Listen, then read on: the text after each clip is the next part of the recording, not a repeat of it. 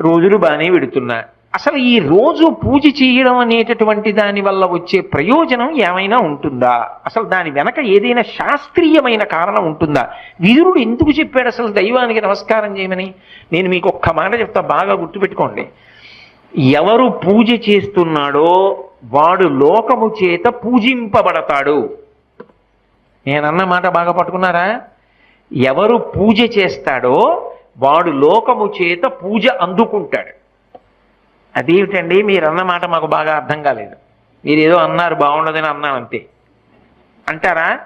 మీకు వివరణ చేసే ప్రయత్నం చేస్తా. పూజ అంటే ఏమిటి? పొద్దున్నే దేవుడి దగ్గరికి వెళ్ళో దీపం పెడుతున్నా. ఎందుకు? ఎవరు భగవంతుడు?